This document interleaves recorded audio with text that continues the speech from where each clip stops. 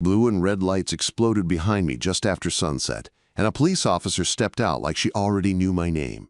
2 minutes later, she asked, "You're not married, right? I need your number." I just stood there thinking, did I miss a step, or are we dating now? My name is Brian Mason. I am 26, and I run a small contracting crew on the outskirts of Portland, Oregon. It is mostly residential work. Additions, foundations, repairs.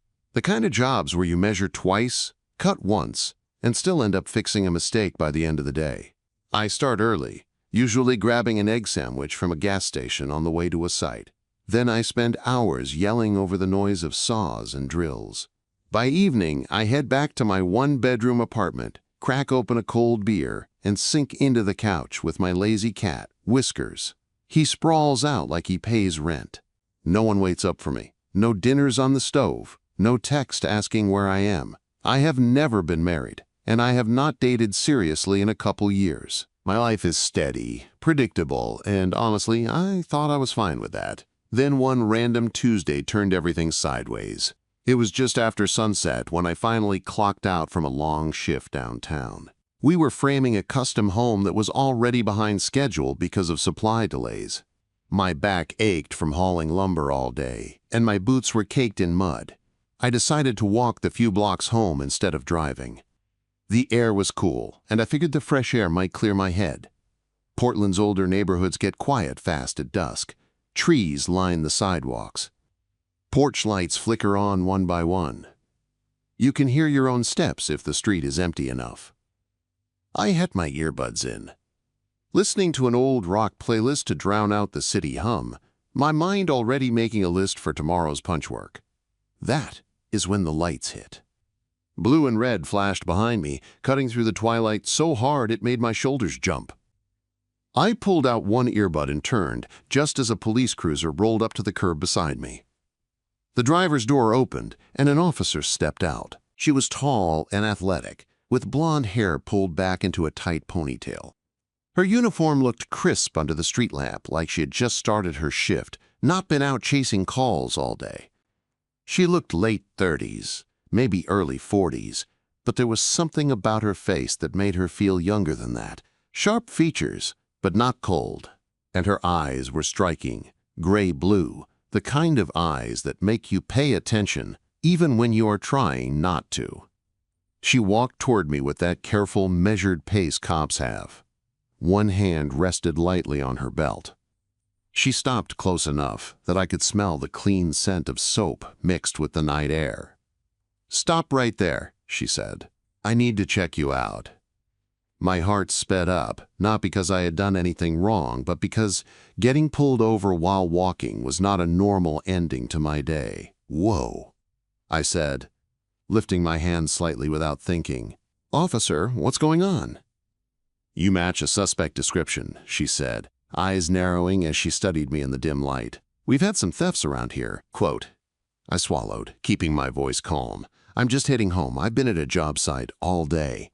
She did not soften yet. "Mind if I pat you down?" "Go ahead," I said. "I've got nothing on me but work stuff." She checked my pockets quickly and professionally. Then she asked for my ID.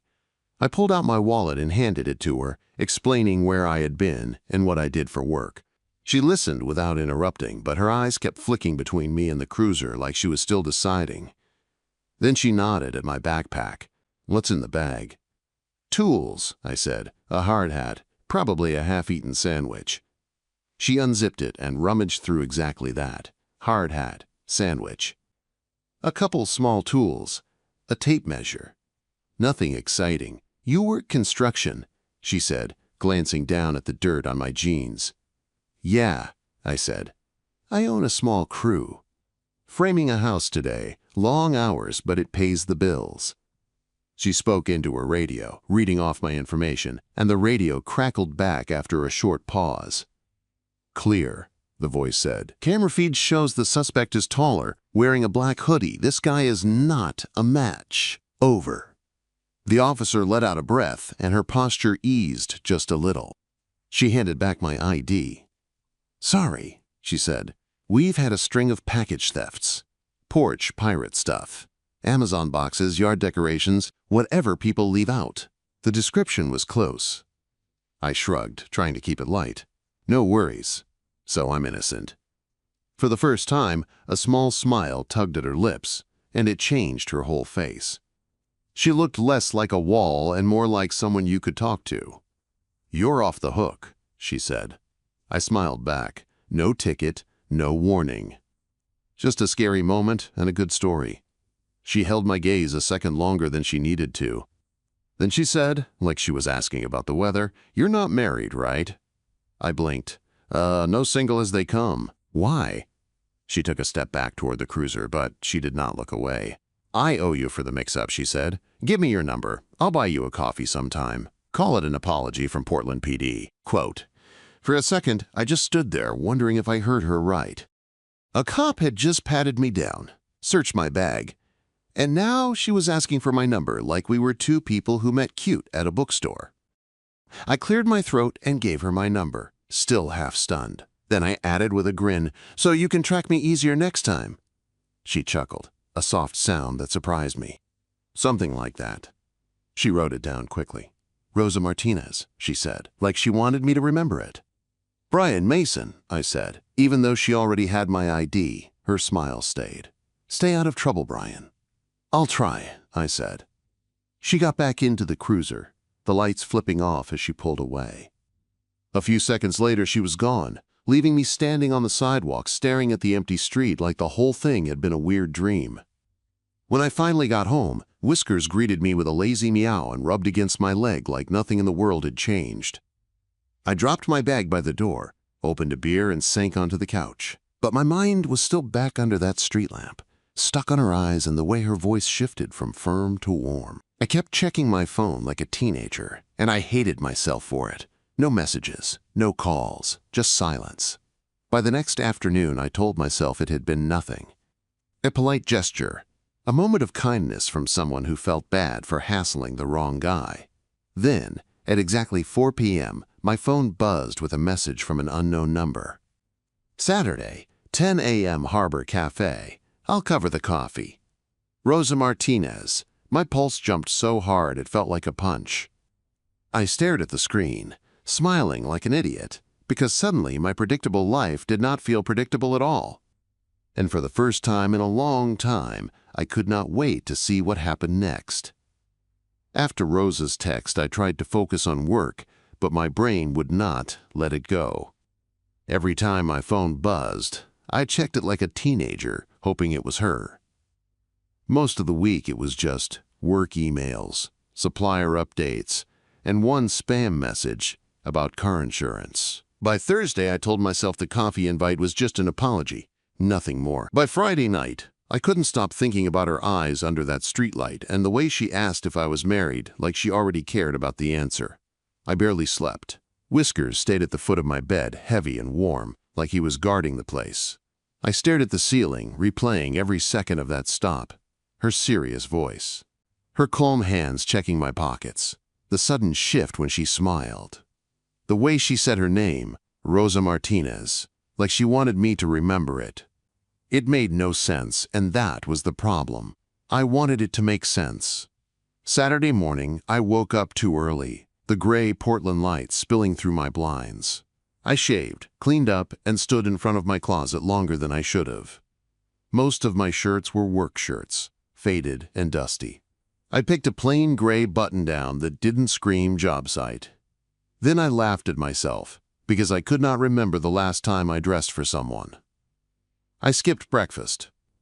My stomach felt tight and restless. I walked to Harbor Cafe to burn off the nerves. The neighborhood was calm, trees lining the sidewalks, leaves crunching under my boots. The air smelled like wet earth and coffee. Every few blocks I wondered if she would cancel. A cop had better things to do than meet some contractor she stopped on the street, right? Harbor Cafe sat along the Willamette River, warm and quiet inside. Brick walls, wooden tables, big windows facing the water. The smell of espresso and pastries hit me as soon as I stepped in. I got there 10 minutes early, ordered a cappuccino, and took a table by the window. I pretended to scroll my phone, but my eyes kept drifting to the door. My foot tapped under the table like it had a mind of its own. At 9:57, the bell above the door jingled. Rosa walked in, and for a second I forgot how to breathe. Without the uniform, she looked softer, but not weak. Her blonde hair was down in loose waves, and she wore a simple blue sundress with a light cardigan. No badge, no belt. Just a purse over her shoulder like she was a normal woman, meeting a man for coffee. But those gray-blue eyes were the same. Sharp, bright. And when she spotted me, her face lit up with a smile that felt too real to be polite. "You're early," she said as she reached my table. I stood up, suddenly aware of my height, my hands, everything. "Figured I'd beat the rush," I said. She gave me a playful look. "Or you didn't want to give me a reason to pull you over again." I laughed, and the sound loosened something in my chest. I pulled out her chair, and she sat down like she belonged there. The barista came over, and Rosa ordered a latte, then turned back to me with her chin resting on her hand. "So," she said, stirring her drink when it arrived, "about Tuesday night, I really am sorry." "It's fine," I said. "I survived." She smiled, then her expression turned more serious. "We've had a string of thefts," she said. "Packages, yard stuff, anything people leave out." The description was close. Tall guy in dark clothes walking alone after dark. "That's basically my uniform," I said, gesturing at my shirt and boots. She laughed, and it was easy, like she didn't have to force it. "At least you didn't run." "Run from a cop," I said. "I would trip over my own feet." Her eyes sparkled. "Good. Less paperwork for me." We talked like that for a while, swapping small stories like we were already familiar. I told her about a new guy on my crew who managed to nail his boot to a board and had to hop around the site while we got it off. Rosa countered with her own kind of chaos. A drunk driver who parked sideways on a bridge. A woman who called 911 because her cat was on the roof and refused to come down. "So you rescue cats," I said. "I enforce the law," she said with a straight face, then her mouth lifted. "Sometimes the law includes cats." I laughed so hard I almost spilled my drink. As the coffee cooled, the conversation shifted. It got quieter. Rosa's smile stayed, but her eyes turned thoughtful like she was deciding whether to let me see something more real. "You do this every day," she said, nodding toward my hands. "Build things." "Yeah," I said. "I grew up helping my dad fix our old house. I liked it. It felt good making something solid. Now I run my own crew. Small jobs, but it's mine." She listened like it mattered. "That makes sense," she said. "You look like a man who keeps going no matter what." I didn't know what to say to that, so I took a sip of coffee and tried not to let it show how much it hit me. Then she surprised me. "I wanted to be an archaeologist," she said. I blinked. "Seriously?" She nodded, almost smiling at the memory. "I grew up near the coast. I used to dream about digging up lost things, finding pieces of the past. But I wanted to protect people too, so I chose law enforcement."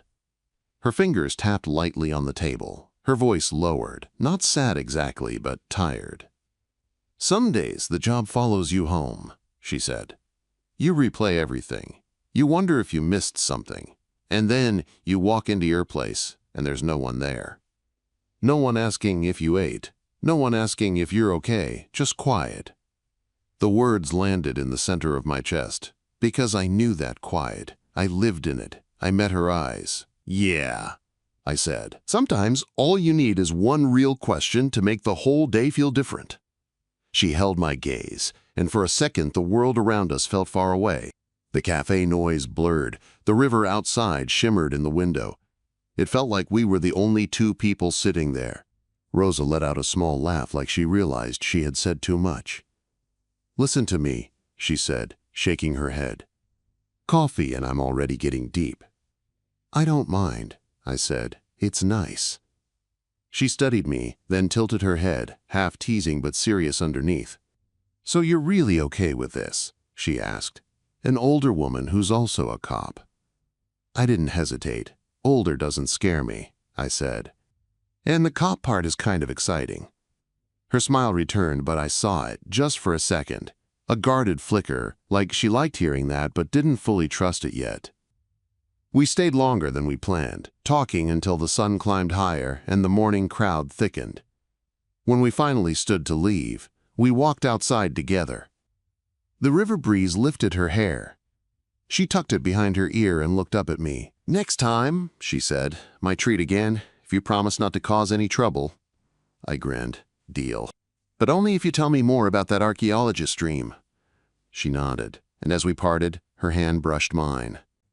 It was quick, almost casual, but my whole body noticed it. Walking home, I felt something I hadn't felt in a long time. A quiet thrill, like my life had cracked open. But even with that excitement, one question stayed stuck in my mind. Rosa didn't ask for my number just because she felt bad. She asked because she wanted something. And I was starting to want it too. After the coffee, we started texting like it was the most normal thing in the world. At first, it was simple. A quick message from her during a break, asking how my day was going. A reply from me while I was standing on a job site, telling her I was covered in sawdust and trying not to lose my mind over a late delivery. Then it got warmer. She sent a photo of some ridiculous graffiti she had spotted on patrol with a caption that said, "Your next construction project." I sent her a picture of a crooked drywall patch I found on a remodel and wrote, "Need backup for this mess." She replied with a laughing emoji and told me she would arrest the person who did it. The easy way we talked felt strange at first. I hadn't had someone to check in with like that in a long time. It made my apartment feel less quiet, even when I was alone with Whiskers.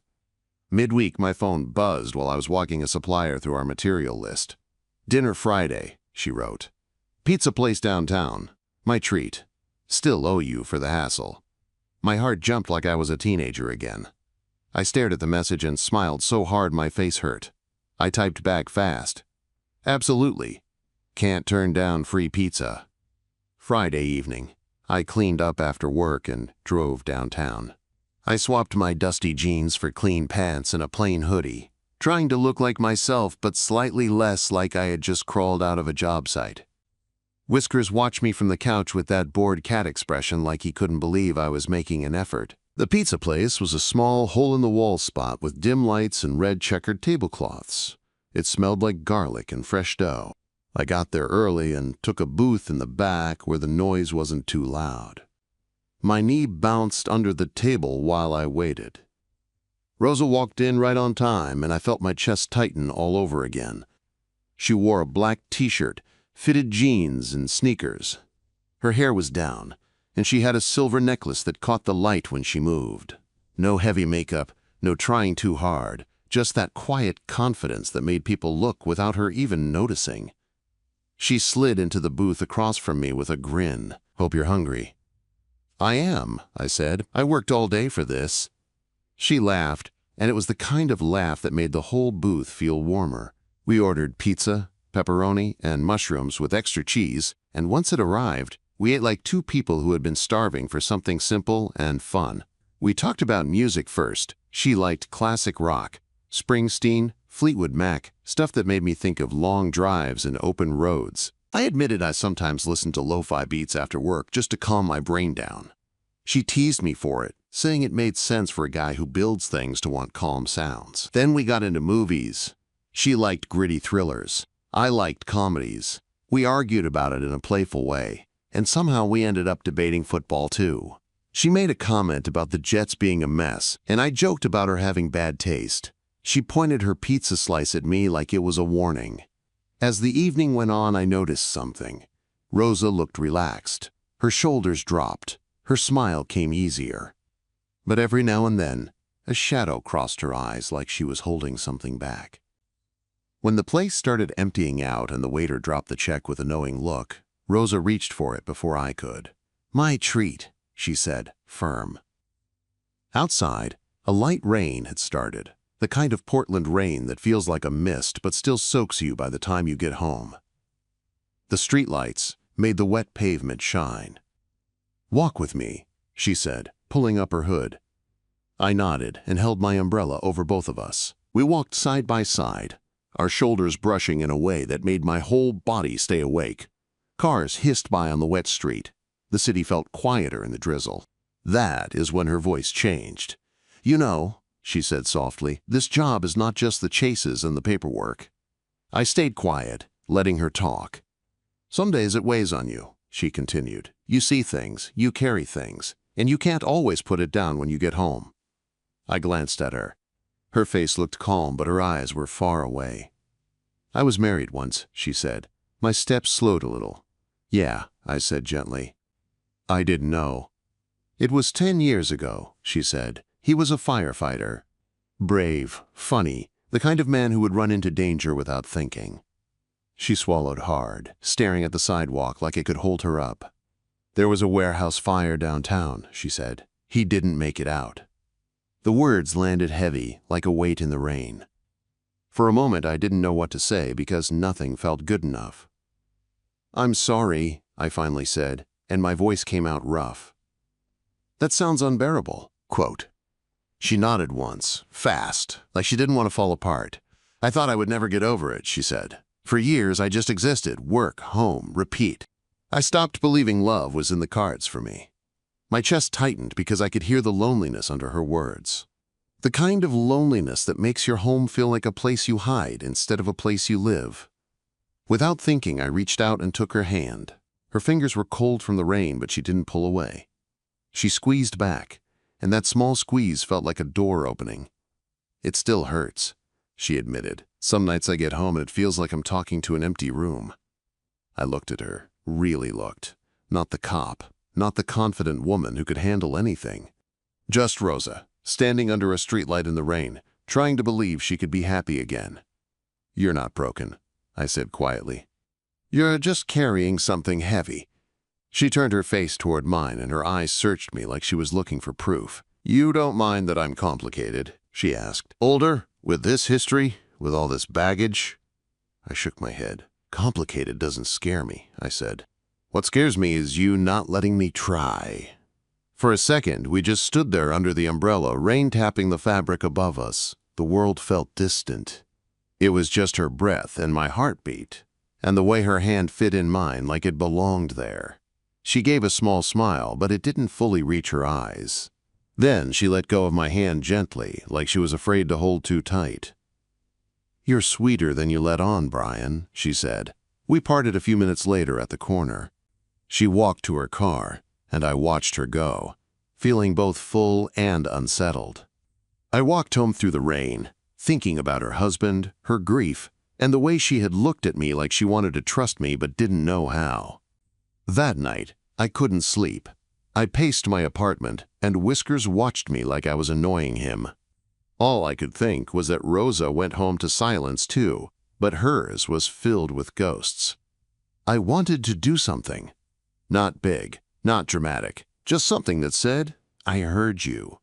The next morning I stopped at a bakery on my way to a site and bought a box of simple chocolate chip cookies. Nothing fancy, just warm and familiar. A coworker had mentioned her precinct once, and I pieced together her address from public records. I drove to her place early, before my shift, and left the cookies on her doorstep with a note on a scrap of paper. For the night you forget dinner. Brian. I didn't knock. I didn't wait. I got back in my truck and drove away with my heart pounding, hoping she would understand what I meant, and hoping I hadn't crossed a line that would make her disappear. All day after I left those cookies, my nerves stayed tight. I kept thinking I had done too much. I barely knew her. I had used public info to find her place. What if she saw it as creepy? What if she thought I was crossing a boundary she couldn't afford to blur? By lunch, my phone still hadn't buzzed. I was on a site in the suburbs, helping my crew finish a deck build. The air smelled like fresh pine and sawdust. The guys joked around while they packed tools, but I was distracted. Every time I heard my phone vibrate in my pocket, it was nothing. Just a notification from a delivery app or a group chat about Sunday football. Then, right before we wrapped up, my phone rang. Rosa. I stepped away from the crew, heart pounding, and answered, Hey. For a second, she didn't speak. I heard a small breath, like she was steadying herself. Brian, she said quietly, the cookies. My stomach dropped. Yeah, I'm sorry if that was too much. You found my address, she said. I did, I admitted, bracing for the worst. A coworker mentioned the precinct. and I looked it up. I didn't mean to make you uncomfortable. I just wanted you to know I heard you. Silence again, but this time it didn't feel angry. I cried, she said. The words hit me so hard I forgot what I was going to say. Rosa. No one does things like that for me anymore, she continued, voice thick. Not without wanting something, not without making it feel like a trade. I don't want anything from you, I said quickly. I just wanted you to eat. I heard a small laugh through her tears. It was a good note, she said. Simple. You. My shoulders loosened. So you're not mad. I'm not mad, she said. I'm scared, but also grateful. That honesty made my chest ache. I get scared too, I admitted. She paused. Can you come over tonight? My heart stuttered. Yeah, I can. That evening I cleaned up, grabbed Whiskers a fresh bowl of food, and drove to her place. Her apartment building was older, tucked on a quiet street with big trees and wet sidewalks shining under porch lights. When she opened the door, she wasn't in a uniform or a dress. She wore sweats and an old hoodie, hair messy, eyes rimmed red like she had been thinking too hard all day. Hey, she said softly. Hey, I replied, and the moment I stepped inside, she pulled me into a hug like she had been holding herself together by force. I wrapped my arms around her and held on. I didn't say anything at first, I just let her breathe against my chest. The apartment smelled faintly like laundry soap and coffee. On her kitchen counter, the cookie box was open, a few already missing. When she finally pulled back, she looked up at me with those gray-blue eyes that had turned my world upside down on a sidewalk. I'm not used to this, she said. To what? To someone showing up, she said. To someone not flinching when they learn the hard parts of me. I swallowed. I'm not going anywhere. She looked like she wanted to believe that, but fear still lived in the corners of her expression. Over the next few weeks, we fell into something that felt real. Texts turned into plans. Plans turned into regular dinners. She would invite me over after shifts, tired and quiet, and I would cook simple food in her kitchen while she sat at the counter and told me about her day. Sometimes she shared funny calls, like the cat on the roof story. Sometimes she shared things that sat heavy on her chest, and I just listened. We went on hikes in the Columbia River Gorge on weekends, walking trails where the air was cold and clean and the waterfalls roared loud enough to drown out everything else. We had lazy Sundays where we watched old cop shows, and she would point out every mistake with that grin that made her seem younger. At some point, without either of us saying it out loud, we became official. But the world doesn't let things stay simple for long. Rosa started to tense up whenever we were out near her precinct. She would look around before reaching for my hand. She would keep a careful distance in public like she was bracing for eyes.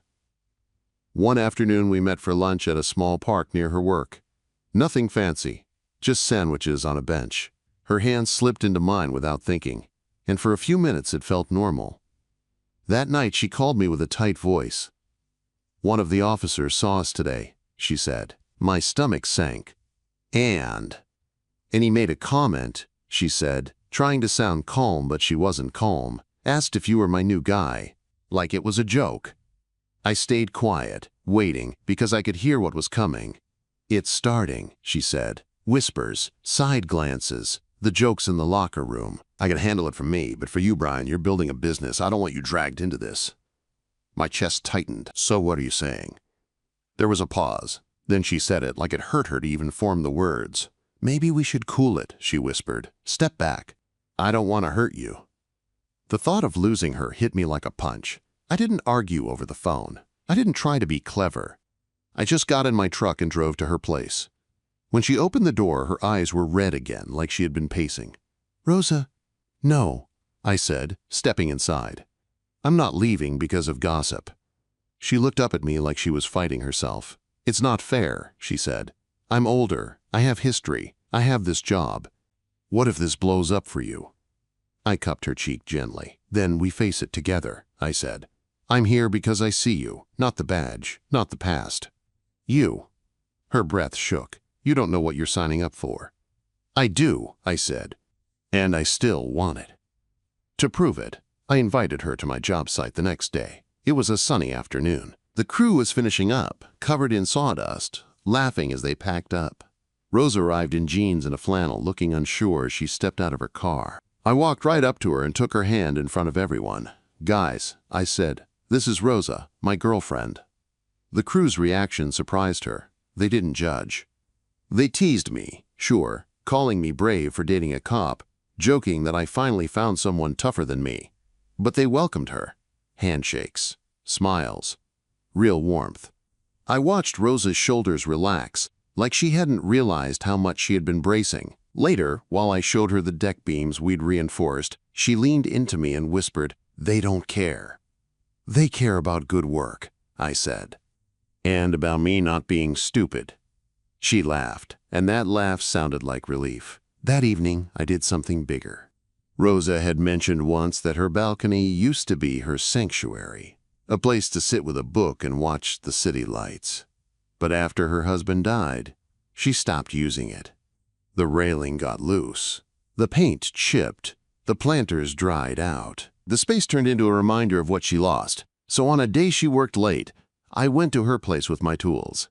I tightened the railing bolts, sanded the rough wood, sealed it with fresh stain, and cleaned out the planters. I added fresh soil and planted a simple red geranium, bright and stubborn, the kind of flower that survives in bad weather. Before I left, I tucked a note under the pot. "For the evenings you want to sit in peace, Brian."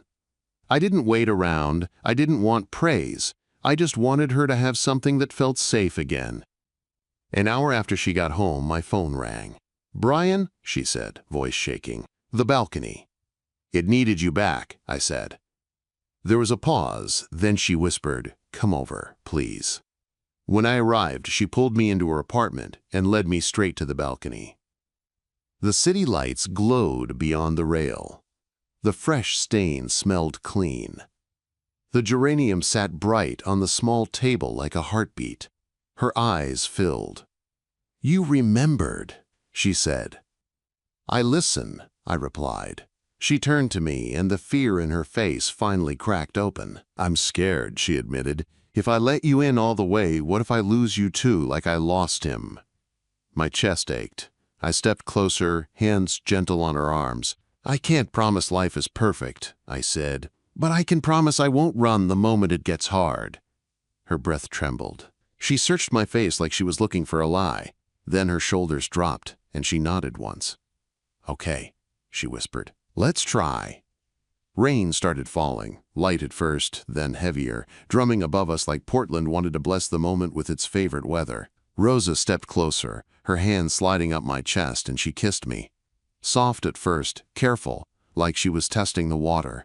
Then deeper, like she had decided she was done holding back. When we pulled apart, her forehead rested against mine. "We're dating," she said, and her voice shook with a laugh and a sob at the same time. I smiled, heart full. "Yeah," I said, "looks like we are." Months passed. What started as a mistaken stop turned into something steady. We cooked together. She made killer tacos. I grilled burgers on weekends. She took me to a shooting range once and laughed so hard when I missed the target that I swore I would never live it down. I teased her back, telling her to stick to handcuffs and I would stick to hammers. The whispers never fully disappeared, but they stopped controlling us. Rosa stopped shrinking. I stopped worrying about what people thought. We built a rhythm that felt real, even with her past and my stubborn independence. One evening, sitting on that restored balcony with coffee in our hands, she leaned her head on my shoulder and said, "You didn't save me." I looked at her. "No." She smiled softly. "We saved each other." And for the first time in my life, the future didn't feel like a straight line of work and silence. It felt like something we were building together.